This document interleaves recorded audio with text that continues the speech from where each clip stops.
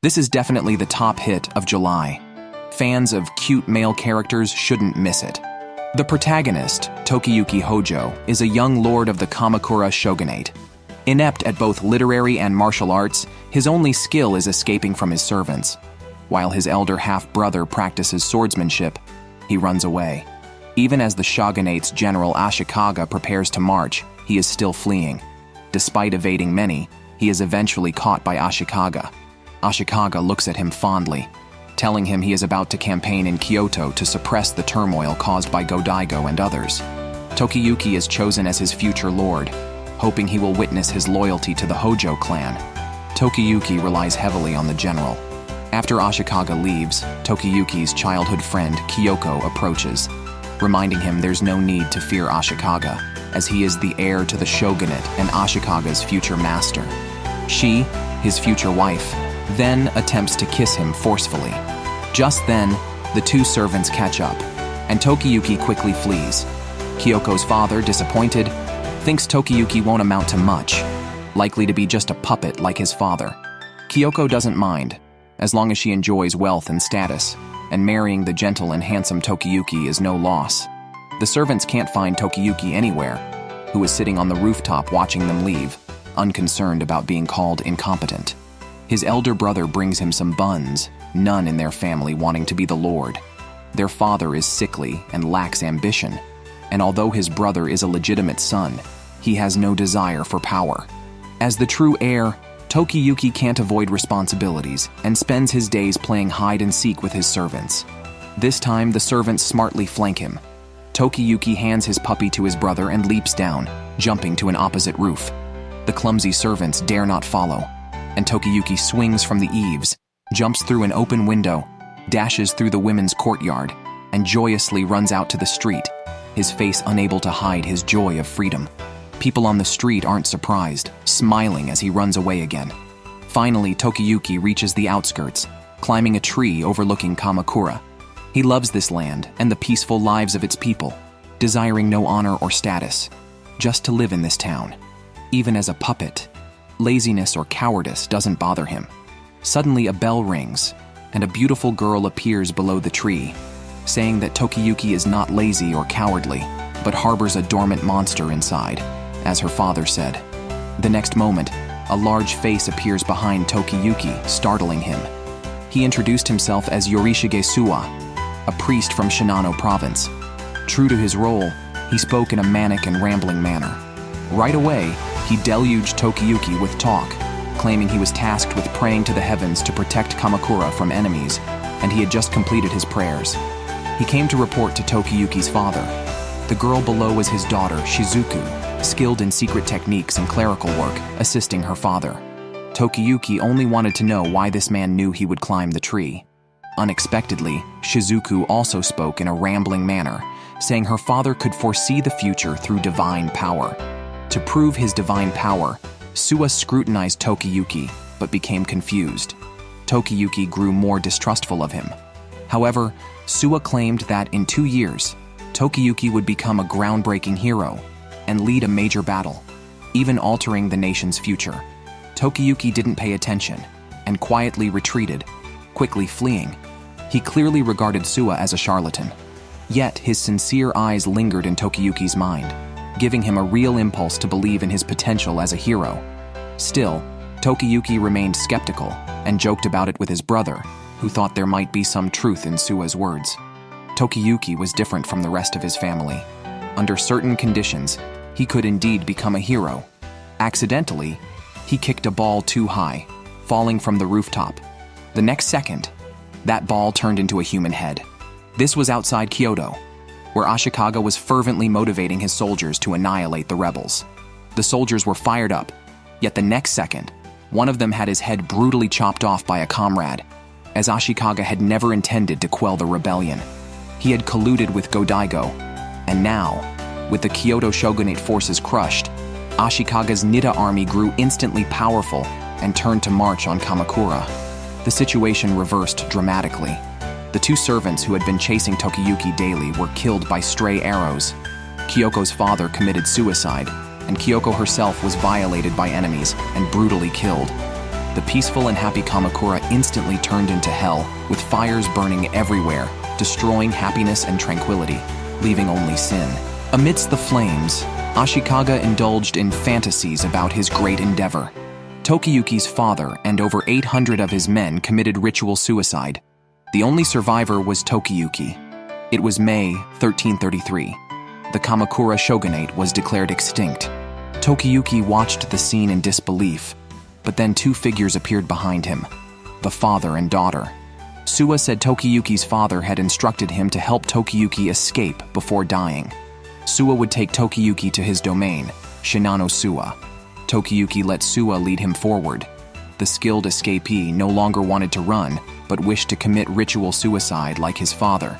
Suwa then asked him, "If you die, what will become of Japan's future?" The three came to the mountain and looked down at the hellish scene below. These were all people Tokuyuki had seen just recently. Now they were either desecrated or had become corpses. Learning that Ashikaga was responsible, Tokuyuki's first reaction was disbelief. Could the gentle Ashikaga he knew really have been fake? Even that last smile before he left? Suwa did not comfort Tokuyuki, but instead encouraged him to rally and seek revenge for everyone, promising his unwavering support. Looking at the scene before him, Tokuyuki didn't believe he had the capacity for revenge. After all, it was an army that had destroyed the entire country in just 24 days. He wished at least to die like a samurai. Suwa agreed with him and pushed Tokuyuki off the edge. Tokuyuki initially let himself fall, but at the last moment, he flipped and landed on his stomach. Suwa then intensified his efforts and shouted from above, "This is the son of Hojo." The initially confused soldiers immediately surrounded him. Fortunately, Tokuyuki, skilled in evasion, swiftly navigated through the blades and shadows, awakening a desire to survive. After distancing himself from the soldiers, he jumped into Suwa's arms and complained, "What if you had gotten me killed?" Tokuyuki verbally claimed that not dying was a disgrace, but his actions in choosing to save himself were precisely those of a hero in his heart. Suwa calmly carried on with Tokuyuki in his arms, as the arrows in the sky seemed to deliberately avoid them. Suwa praised Tokuyuki, calling him a monster with a survival instinct and a talent for living superior to anyone else. For Ashikaga, who became a hero through killing his master and seizing power, Tokuyuki would be a major problem because the next heir of the Kamakura shogunate, who was best at escaping, was a priority target. If Ashikaga became a hero through slaughter, Tokuyuki would become one through survival. They were heroes with polar opposite destinies. Of course, victory could not be achieved by running and hiding alone, so Suwa would prepare everything for Tokuyuki: allies, military power, and wisdom. All these were predicated on Tokuyuki surviving, gathering strength, and defeating the pursuing demons. Come, the battle to reclaim the world from the demon catcher begins. The three rode the same horse away from Kamakura. Tokuyuki couldn't help but ask Suwa about his motives. Suwa answered without hesitation, "It's all for the loyalty to the Hojo family." Of course, Tokuyuki didn't believe this. The real reason, Suwa said, would be revealed the day Tokuyuki reclaims the land of Uchikura. And since Tokuyuki was saved by Suwa, he demanded Suwa take responsibility. Suwa promised without hesitation to follow him to the ends of hell. As Suwa said, 2 years later, Tokuyuki would shake Japan, and his heroic career was about to begin. This character is definitely the most despicable of the July series. To surrender to the enemy, he even sold his own nephew. Not satisfied with his nephew's beheading, he wanted to capture Tokuyuki as well to secure his own luxury and wealth. On the day Ashikaga attacked Kamakura, Tokuyuki's elder brother had initially escaped. He hid cautiously, but was discovered by his uncle. Knowing his brother was also rescued, the elder brother felt relieved. However, he was spotted by a few soldiers. The uncle comforted him, saying the lower-ranking warriors wouldn't recognize them, and he just needed to distract them briefly before leaving. Tokuyuki's elder brother was initially worried for his uncle, not expecting him to betray him by pointing out his hiding spot to the soldiers. Tokuyuki was haunted by a nightmare where he heard Suwa's voice. Suwa leered at the sleeping young boy, finding him too adorable and wanting to kiss his face. Just in time, Tokuyuki woke up and leaped to the rooftop, confronting Suwa. They had agreed to go to his territory, but they had been hiding in Kamakura for days. Suwa explained that the exit was heavily guarded, and they couldn't leave. Tokuyuki knew he was telling the truth as flags were everywhere, and the warriors who had sworn loyalty to the shogunate had easily betrayed them under Ashikaga's orders. Tokuyuki recalled Ashikaga's past smiles and playfulness, sadly noting how things had changed. Shizuku comforted him, suggesting he disguise himself as a shrine attendant from a burned shrine. But Tokuyuki was concerned with a more pressing issue. He had never heard of anyone seizing power by capturing ghosts without the strength for a direct confrontation. Suwa then reassured him, claiming he had seen the moment Tokuyuki would become a hero and just needed to keep his composure. If bored, they could play Sugoroku together. Tokuyuki was speechless, seeing Suwa as unreliable, so he ran out to the ruins where he overheard two people discussing his brother's execution. Shocked and disbelieving, he almost exposed himself in a rash confrontation, but was saved by Suwa and Shizuku, who explained the situation. The two casually revealed how Tokuyuki's brother was betrayed by his own uncle, a notoriously vile warlord in Japanese history. Hearing of his brother's public execution, Tokuyuki felt nauseous. He wondered how their once joyful lives had turned so grim so quickly. Ashikaga betrayed them, the warriors betrayed them, and now even his uncle had betrayed them. Tokuyuki was left wondering who he could still trust, lying on the ground crying heartbreakingly. Unwilling to see the young Tokuyuki cry, Suwa immediately slid under him, attempting to calm him down with his holy light, asking, "Can't you just let him cry properly?" After getting up, Suwa began using his broken divine power to foresee the future, but all he saw were abstract things, like how the enemy forces were too many to handle easily. Tokuyuki, however, was more concerned about where his uncle was. Suwa turned to see Tokuyuki's determined face and extended his hand. As soon as Tokuyuki grabbed it, Suwa pulled him to run quickly, urging Tokuyuki to avenge his brother as the first step to seizing power. Meanwhile, Tokuyuki's uncle did not receive the treatment he desired and was driven away by Ashikaga, likely because he had only betrayed a concubine's son, seen as of little value. If he wanted to move forward in life, he realized he must also deliver Tokuyuki's head. His monologue was witnessed by the trio, confirming his vile nature. Suwa told Tokuyuki that one sure way to win against ghosts is to understand the opponent first. Now that they knew their enemy, they could return to strategize.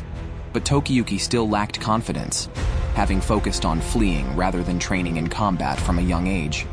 Suwa didn't expect him to seek revenge alone, and introduced him to two friends, who, along with Shizuku, were playing a strange game of Sugoroku, which Tokuyuki couldn't understand. The young boy, Kojiru, clearly a samurai, and the slightly older girl, Ayako, children of a family serving the Suwa, introduced themselves to Tokuyuki. They both agreed to assist Tokuyuki in his quest against his uncle. Despite knowing that the Hojo clan had been annihilated, neither child expressed dissatisfaction. Ayako found Tokuyuki cute, and Kojiru was determined to protect their young lord.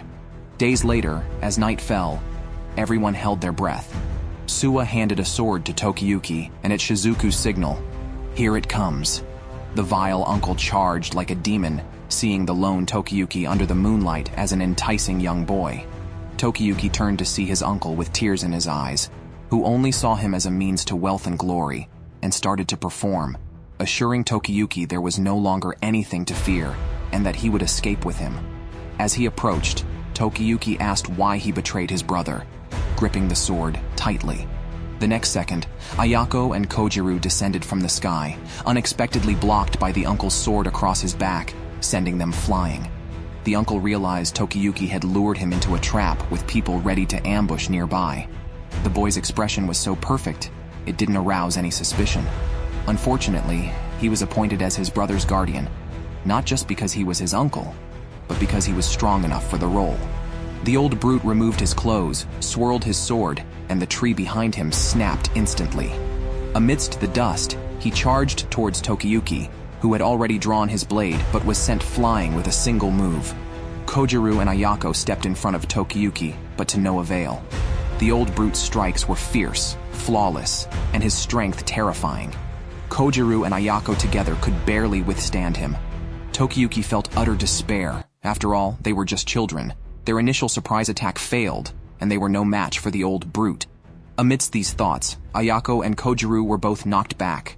The old brute rushed straight at Tokuyuki, proud of his betrayal of his lord's son, boasting to Tokuyuki about the day he betrayed Tokuyuki's brother. Without needing soldiers, he had brutally beaten the young boy himself, then picked up his battered nephew. Now before him was an even more tempting target, Tokuyuki. With visions of capturing the boy and claiming his reward, the old brute was determined. Tokuyuki, flushed from the exertion, drew Suwa's attention. At this moment, Kojiru and Ayako were ordered to retreat, giving a chance to assess Tokuyuki and see who truly held the power to thrive in chaos. Expecting an easy kill against the nearly defenseless Tokuyuki, the old brute was surprised as each of his strikes was effortlessly dodged. Tokuyuki not only saw through his moves, but seemed to enjoy the challenge, growing more excited as the battle progressed. His skills were not from training, but innate, born from a knack for escaping. Suwa noted that Tokuyuki was not cowardly, just loved to flee. It seemed he had wings on his back, always reveling in the thrill of escape. Before the Kamakura unrest, Suwa had seen this kind nature and thoughtfulness towards companions in Tokuyuki, just like any ordinary child. Yet on the battlefield, this child played gleefully like a monster. Serving such a lord must be endlessly entertaining, Kojiru and the others agreed. Once again, Kojiru and Ayako charged to assist Tokuyuki, for although he could dodge every attack, he struggled to strike back. Their task was to create openings for him. The old brute grew increasingly terrified. If the boy lived, he would forever be chased while escaping. Just then, the other two children struck, knocking his sword away and pushing him towards Tokuyuki. The old brute chased Tokuyuki unarmed, but Ayako kicked him from behind, causing him to pull out his sword from the ground. Just as he was about to strike Ayako, Kojiru threw a sword, knocking it away. The sword flew out and he fell. Now was the moment. Tokuyuki seized the opportunity, leaped forward, and with both hands, he brought his sword down heavily under the moonlight, aiming for the old brute's neck and decapitating him. The head rolled on the ground, just like the ball his brother played with that day. His brother said Tokuyuki would become a hero and encouraged him to keep going because he believed he could do it. After Tokuyuki decapitated his uncle with a single stroke, he fled towards the outskirts of Kamakura by moonlight with Suwa and others. Suwa asked Tokuyuki how he felt about his first battle experience. Tokuyuki said he felt nothing particular since he was just focused on escaping. When he came to his senses, the enemy's head was already before his eyes, thanks largely to his companions. Blushing, Tokuyuki thanked the three of them. However, Suwa mentioned that he also played a significant role. Despite being a lord who would be the enemy's primary target, he was on the battlefield, and his followers were reliable. With these two factors, the restoration of the Hojo family was imminent. Fired up by these words, Tokuyuki raised his sword towards the distant Kamakura and vowed, "I will return here and defeat the main culprit, Ashikaga." After his declaration, he threw his sword, which accidentally struck a wolf. Tokuyuki, momentarily looking cool, ended up fleeing in utter panic. The group escaped Kamakura with great difficulty and reached Suwa's territory. Here, Tokuyuki was supposed to thrive in a new environment, but immediately thought of escaping again and fell into a trap prepared by Suwa. Suwa had set this trap knowing Tokuyuki would try to escape. Suwa ominously told Tokuyuki that no matter where he ran, Suwa would know immediately since this was his domain, Suwa Grand Shrine. Tokuyuki's immediate task was to learn martial arts and military tactics. Unwilling, Tokuyuki tried to escape but stepped into another one of Suwa's traps. Shizuku came to comfort him, explaining her father's eccentric but well-meaning nature, then provided him with a ladder. As Tokuyuki climbed out, he saw Suwa apologizing to his daughter, but still couldn't trust him fully. Tokuyuki kept trying to escape every day, but Suwa didn't give up on him, telling the other children that Tokuyuki was inherently earnest and straightforward, but had been raised as a puppet leader without significant ambitions, hence did not see the point in serious study. It was Suwa's fault for not yet showing Tokuyuki that he had the power to help him achieve his goals. One day, during a heavy rain, Tokuyuki fled again, only to find Suwa on his escape route.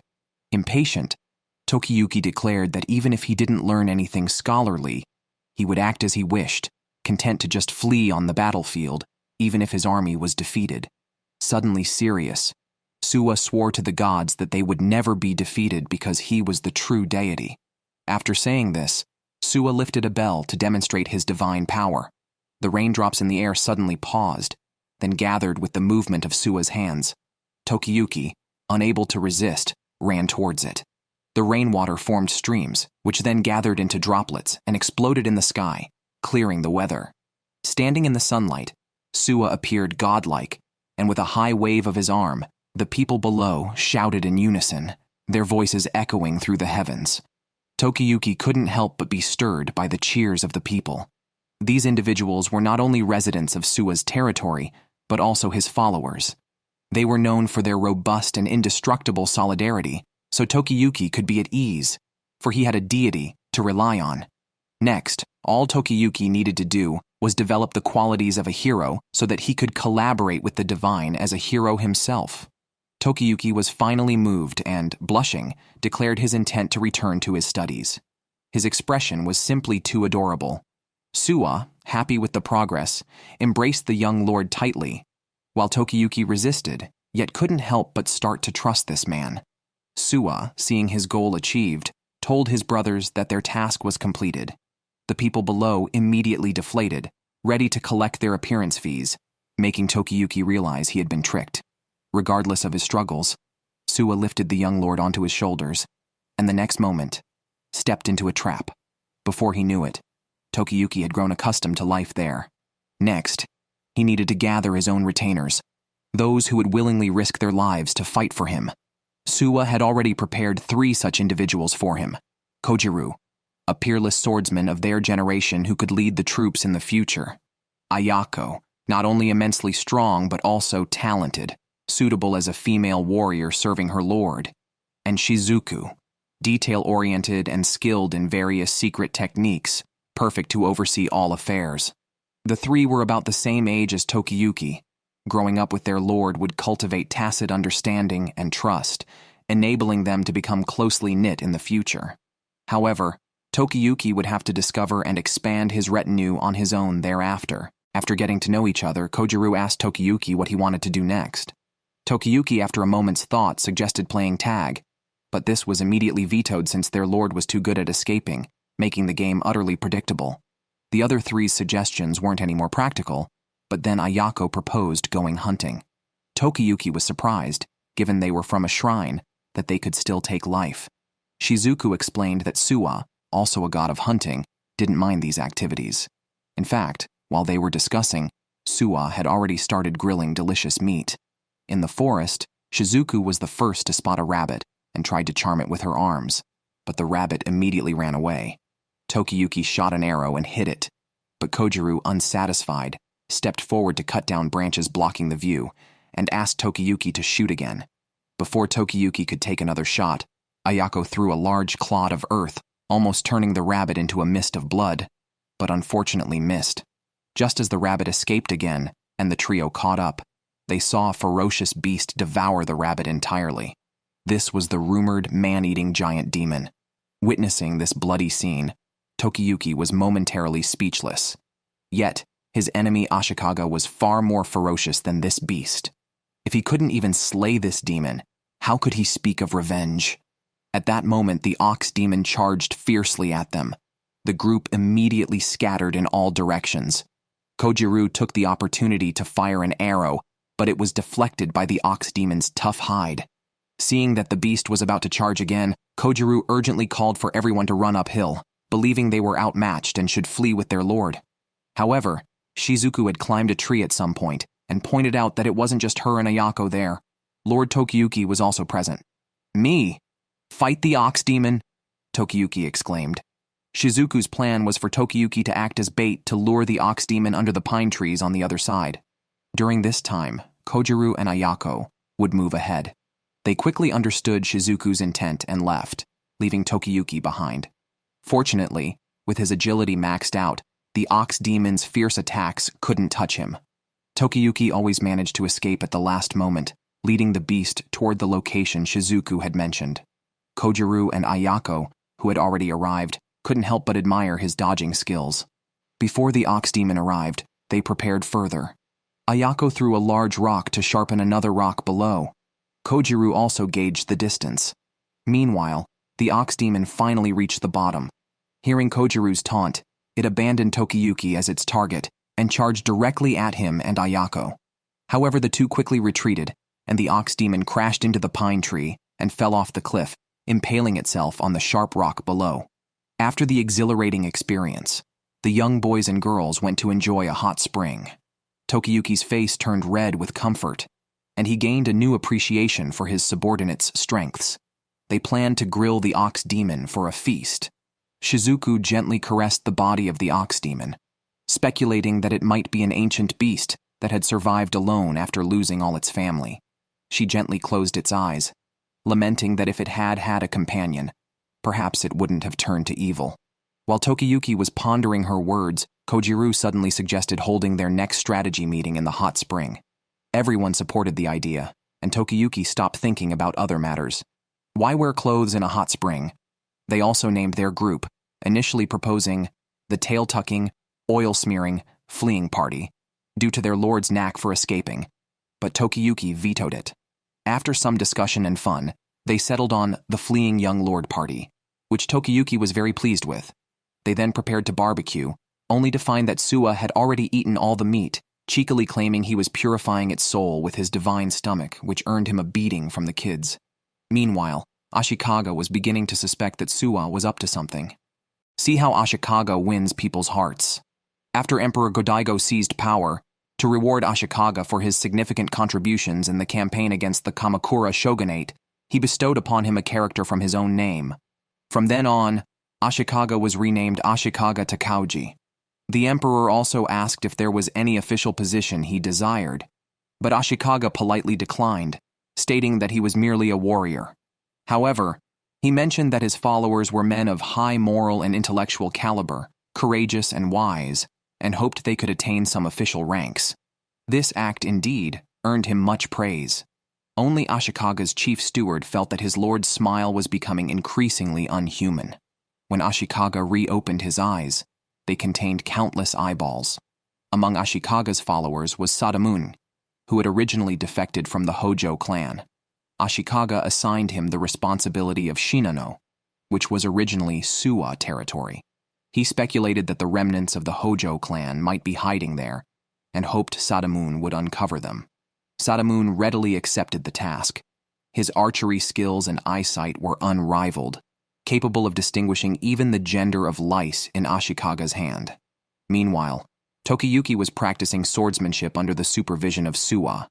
He assumed a firm stance, but his posture collapsed in the next second, unable to even slice through a bundle of straw. Suwa explained that this was because Tokuyuki's muscles were always ready to flee even during an attack, making his torso weak when swinging the sword. In such cases, he suggested a good massage might help. Have you finished massaging him? Let me have a turn.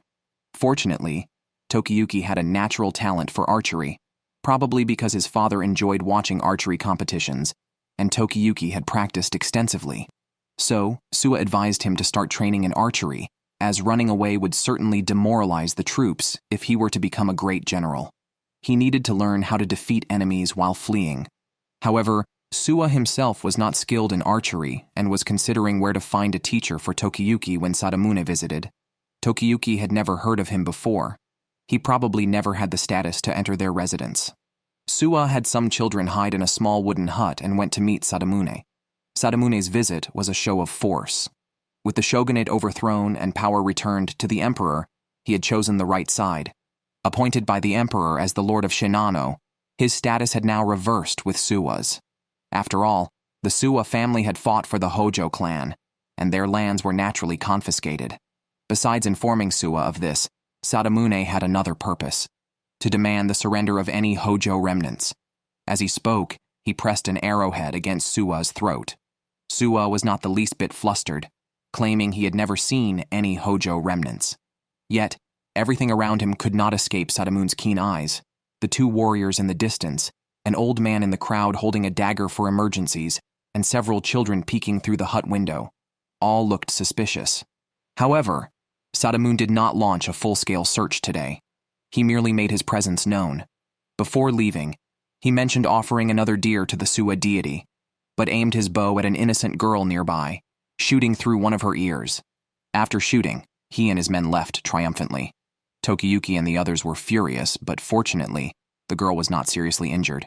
This incident only highlighted Sadamune's exceptional archery skills.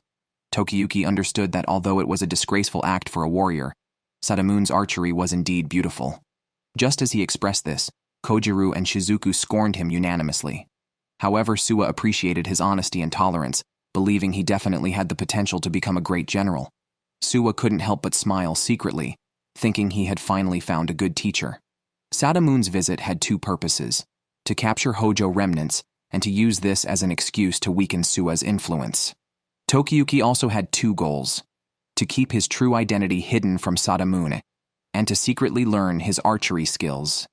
Given that Sadamune would likely visit often, Tokuyuki planned to observe from hiding and learn by stealth. This was a game of hide-and-seek, evading the watchful eyes, and the thrill of possibly being discovered or shot at any moment would surely excite Tokuyuki. Excited by just the thought, Suwa wasted no time and immediately announced that a dog chase event would be held at Suwa Taisha in 3 days. On the day of the event, Shizuku encouraged Tokuyuki to do his best. Suwa reminded them not to casually mention Lord Tokuyuki's name outside and to use a pseudonym instead. Shizuku blushed and expressed her wish to call Tokuyuki brother before shyly running off.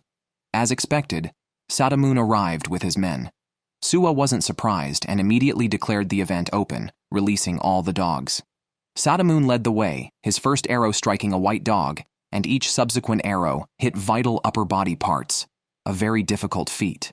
Tokuyuki noticed that Suwa was trembling, not out of fear of Sadamune, but because such actions might be deemed animal cruelty in the future, which would be quite problematic for him. It was essentially a disclaimer from the production team. Sadamune quickly won first place in the individual category and openly mocked the others. When some objected, claiming there were still many strong competitors yet to participate, Sadamune challenged them to a bet. If their so-called strong competitors could not beat him, then they would have no right to interfere with any searches for Hojo remnants or question any suspects in Suwa territory. Suwa naturally agreed to the wager, stating that if they won, Sadamune would no longer be able to cause trouble in the territory under the guise of protection. Sadamune never thought he would lose. He had already imagined Suwa losing the bet in disgrace. Instead, Suwa sent out a handsome young boy, claiming he was the least promising child in their territory. Then, he added a new rule. Hitting the opponent's body would score the same as hitting a dog. Sadamune felt this rule was tailor-made for him. However, Kojiro and Ayako were anxious, feeling certain their young lord was set to lose, and even Shizuku expressed her confusion. Suwa, on the other hand, argued that competing against a master could lead to great growth. He envisioned a future where Tokuyuki would unlock a new level of growth by competing against Sadamune. After this battle, he would surely learn some impressive new technique. Of course, he left the decision to Tokuyuki, who naturally chose to follow Suwa's advice, mounting a large horse with his bow at the ready. At this moment, Sadamune, feeling humiliated, directed all his anger at Tokuyuki. Once the referee announced the start, both charged forward. Sadamune decided to shoot at the young boy, but Tokuyuki fired first. Sadamune immediately redirected his target to Tokuyuki and shot back, but Tokuyuki dodged it. Before the match, Suwa had informed Tokuyuki that Sadamune concentrates deeply with each arrow, disliking rapid fire. This meant Tokuyuki had a chance to score by shooting dogs before Sadamune's next arrow was ready. Among these dogs was a red one, a seasoned actor arranged by Suwa to cooperate with Tokuyuki's movements and pretend to be hit, allowing Tokuyuki to score first. Thus, Tokuyuki kept dodging Sadamune's arrows while shooting dogs to score. By the time Sadamune realized, he was left with only one arrow. If this arrow missed, he was sure to lose. In desperation, Sadamune shifted his target back to the dogs, which, like Tokuyuki, were specially selected by Suwa for their ability to evade. As Sadamune focused on the dogs, Tokuyuki took the opportunity to aim at Sadamune. The anxiety, hesitation, and fear of being targeted were sure to disturb Sadamune's composure. Unexpectedly, Sadamune ran into Tokuyuki's blind spot, a position where he could not be hit no matter what. Tokuyuki quickly turned his horse around. Just then, Sadamune was ready to shoot, his target still on Tokuyuki. With a whoosh, the arrow flew out, hitting Tokuyuki, and Sadamune suddenly scored 5 points, reversing the score. However, Sadamune had no arrows left. Tokuyuki touched the blood on his head, feeling a wave of fear. If it had been a real arrow, he would have been dead. He immediately spurred his horse to run, his face unable to hide the excitement.